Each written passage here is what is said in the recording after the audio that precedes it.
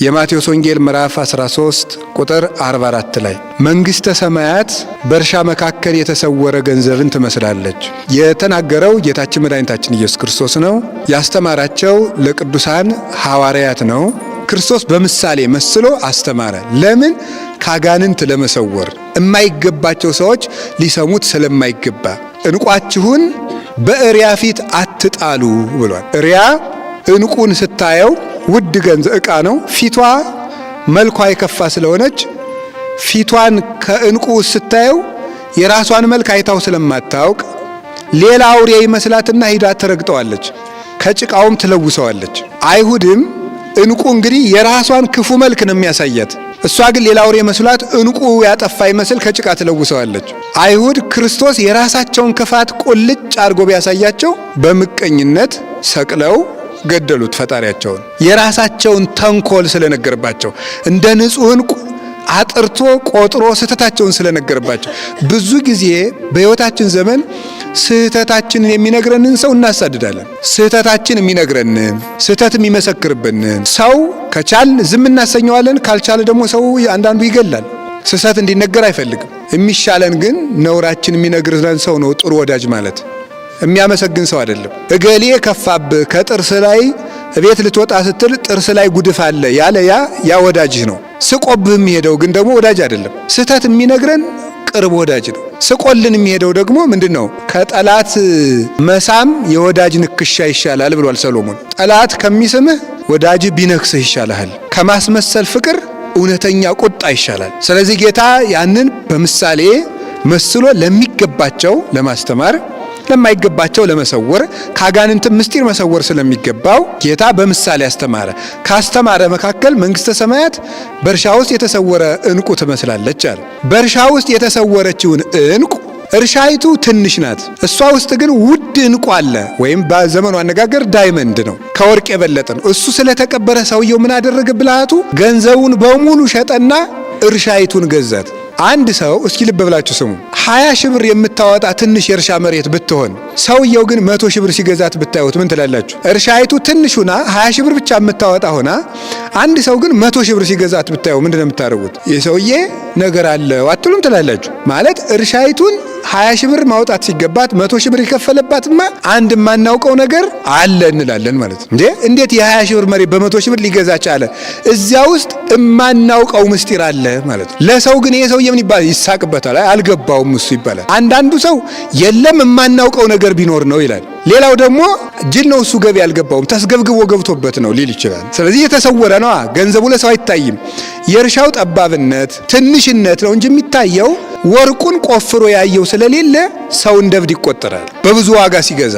ይህ ምስጢሩ ምንድነው? ሰውየው ግን ትርፉን ያውቃልና። ትርፉን የሚያውቀው ማን ብቻ ነው? ባለቤቱ ነው። ተመልካች ግን ሁልጊዜ ይስቃል፣ ጅልነትም ይመስለዋል። ትርፉን የሚያውቀው ግን ወርቅ ያለበትን ቦታ አጥንቶ ያወቀ ነው። ወደ ምስጢሩ ብቻ ልንገራችሁ። ይሄ ሰም ነው። እንግዲህ ምስጢሩ ግን ምንድነው? መንግሥተ ሰማያት ሕገ ወንጌል ተስፋ ጊዜ ነው ኢየሱስ ክርስቶስ በእርሻ ውስጥ የተደፈነ ዕንቁ ትመስላለች። በእርሻ ውስጥ የተዳፈነ ዕንቁ የተባለ ምን ይመስላችኋል? የመጀመሪያው በእርሻ ውስጥ የተዳፈነ ዕንቁ የተባለ ሰው ነው። ሰው በእርሻ ውስጥ የተዳፈነ ዕንቁ ይባላል። ዕንቁ የተባለው ዕንቁ እንግዲህ ውድ ገንዘብ ነው። ከዚያስ ያበራል ደግሞ። እንዲያውም እንስሳት አራዊት በብርሃኑ ሌሊት ይመላለሳሉ ነው የሚሉት ሊቃውንቱ። እንዲያውም የድሮ ሰዎች ትልቅ ዕንቁ ተራራ ላይ ያስቀምጠው በዚያ ብርሃን ሲያርሱ ሲያርሙ ያድሩ ነበር ይባላል። ዕንቁ በጣም የሚያበራ ነው፣ ውድ ነው፣ ንጹህ ነው። ታዲያ ሰው የእግዚአብሔር ውድ ገንዘብ ነው። ይሄ ታቦት አሁን የሚወጣ ለማን ነው? ለሰው እኮ ነው። አይገርማችሁ? ለሰው እኮ ነው። ይሄ ሁሉ የወርቅ ጥላ የተባለ የተያዘ ለማን ነው? ለሰው ነው። እንደ ሰው ያለ ውድ ገንዘብ የለም። እንደ ሰው ያለ አስቸጋሪ ባይኖርም ሰው ውድ ገንዘብ ነው። ለእግዚአብሔር ውድ ገንዘቡ ማን ነው ካላችሁ ማን ነው? ሰው።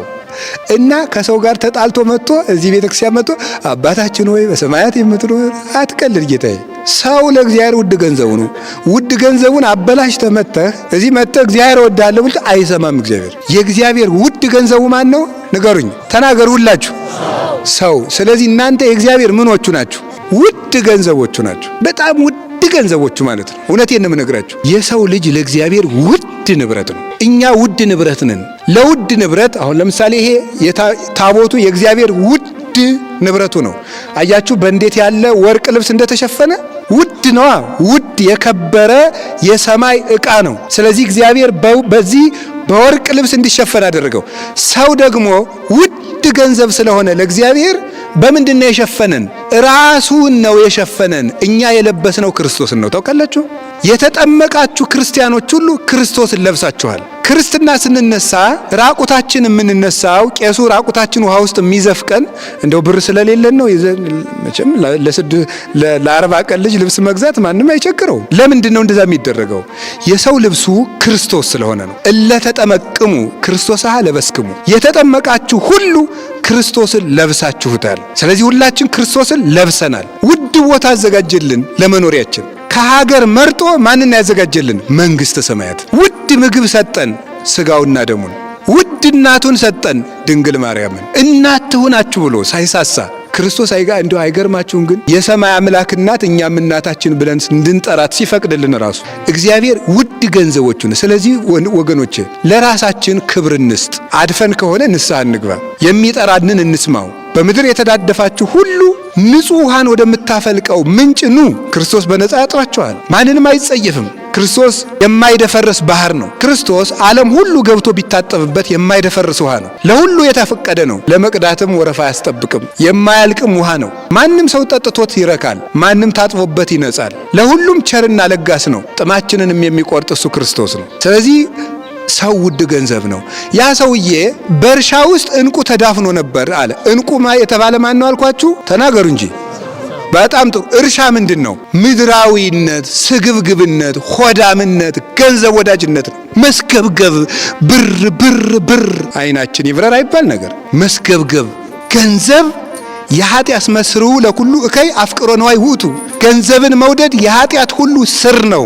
ሀብታም መሆን ኃጢአት አይደለም። ገንዘብን መውደድ ግን የኃጢአት ሁሉ ስር ነው። ታውቃላችሁ? ገንዘብን መውደድ ማለት ሀብት ማከማቸት ብቻ መሰላችሁ? ይሄ ውድ ዕቃ የመያዝ ፍላጎት እኮ ራሱ ስግብግብነት ነው። ታውቃላችሁ?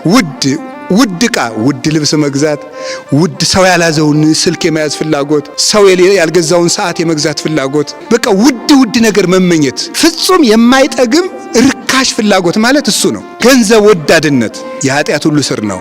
ሁለት ጌቾ ተብሎ ተጠርቷል። እና እርሻ የተባለ በእርሻ የተዳፈነው ዕንቁ ማለት ሰውን ያህል ክቡር ፍጡር የገንዘብ ፍቅር አዳፈነው። ዛሬ ዓለምን የሚያጋድለው ደም የሚፈሰው ደም አልቆመ ያለ ለምንድን ነው? በገንዘብ ፍቅር ነው። እየተጋደለ ያለ ደም እየፈሰሰ ያለ የድሃ ልጅ እንደ ዶሮ የሚታነቀው ለምንድን ነው? በገንዘብ ፍቅር ነው። እግዚአብሔር ያሳያችሁ፣ ክርስቶስ ያመልክታችሁ። ዛሬ ማታ በልተነው አሰር ለሚሆን እንጀራ የሰው ልጅ ታንቆ ይገደላል፣ ተገሎ አደባባይ ላይ ይጣላል። ለኛ የሚደረግልን ምህረት ምን አይነት ነው? ሰማያት ተከፍተው ዝናብ ማዝነማቸው የእግዚአብሔር ትዕግስቱ ባያልቅ ነው። እንደኛ ያለ አረመን ያለ፣ እንደኛ ያለ ክፉስ አለ? መጨካከናችን ልክ አልፏል። እግዚአብሔር ዛሬም ፀሐይን ያወጣል፣ ዝናብን ያዘንማል። ዘመዶቼ እግዚአብሔር በዓመት አንድ ጊዜ መተን የምንቀልድበት አምላክ አይደለም። ምህረት ከሰው ልጆች ይፈልጋል። ምህረት ሳይኖረን ምህረት ልናገኝ አንችልም።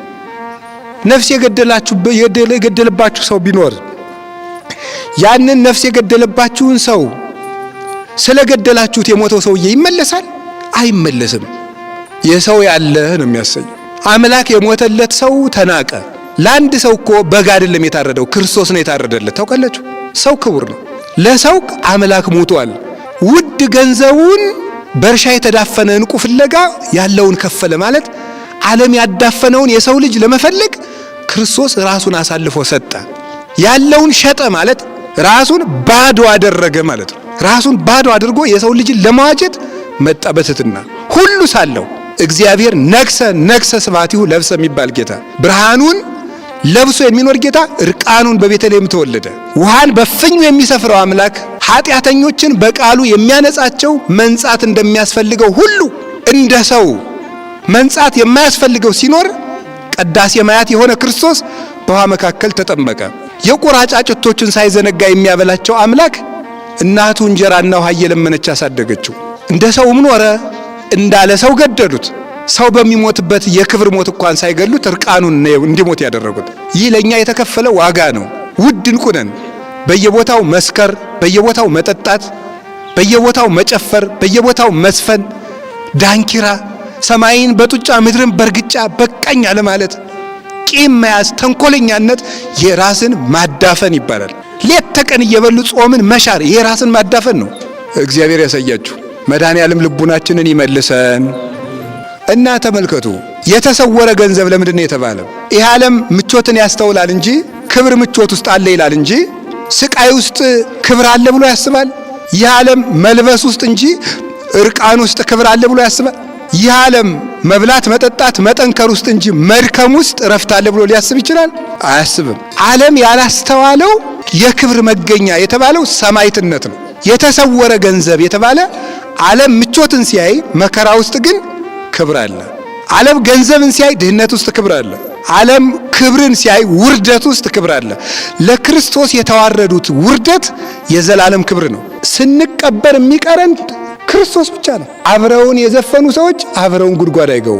አብረውን የሰከሩ፣ አብረውን ያሙ፣ አብረውን ያደሙ፣ አብረውን ያጌጡ፣ አብረውን የበሉ፣ አብረውን የጠጡ፣ አብረውን የዶለቱ፣ አብረውን የመከሩ ሁሉ መቃብር ስንገባ ሚስትም ባሏን ሸኝታ ዞር፣ ባልም ሚስቱን ቀብሮ ዞር። አንዳንዱ ለማስመሰል ይገለገላል። አብሬ ነው የምገባ፣ እንደው ለማስመሰልም ላይሆን ይችላል። ሳስበው ግን እንደው ብንለቃቸው ይገባሉ ወይ ነው እንደው ሳስበው ማለት ነው። ሳስበው የሚገቡ አይመስለኝም። እንግዲህ እኔ ራሴ አልገባም። እንግዲህ የሰውን አላውቅም። ጠንካራ ሰው ሊሆን ይችላል። እኔ አልገባም። እናትም ልጇን ቀብራ በምድር ላይ እናት ለልጇ የምትሰውጠውን ፍቅር ያህል ፍቅር መስጠት የሚችል ሰው በምድር ላይ የለም። እሷን ብትሆን ቀብራ ትመለሳል። ልጅ እናቱን ቀብሮ ይመለሳል። ስንቀበር መቃብር ውስጥ አብሮን የሚቀር ማን? ዝና ራሱ ክቡርነታቸው የሚለው ስም አብሮ አይገባም። የተቀመጥንባቸው የተነጠፉ ወንበሮች አብረው አይገቡም። ሲሰጠን የነበረ ስም የወጣልን ስም አሁን ዛሬ በእኛ በቤተ ክህነትም ስም ሞልቷል። ስም አይቸግርም። እንዲያውም የቄስ ደመወዙ አሁን ስም ነው ይባላል። ብር የለውም የቄስ ደመወዙ ስም ነው ይባላል። ያው ሊቀ ምናምን ትናንቱን የሚለው ነው። የኔንም ስም ጨምሮ ማለት ነው። እኔ በበኩሌ ስሜ ይነሳልኝ ብዬ አመልክቻለሁ።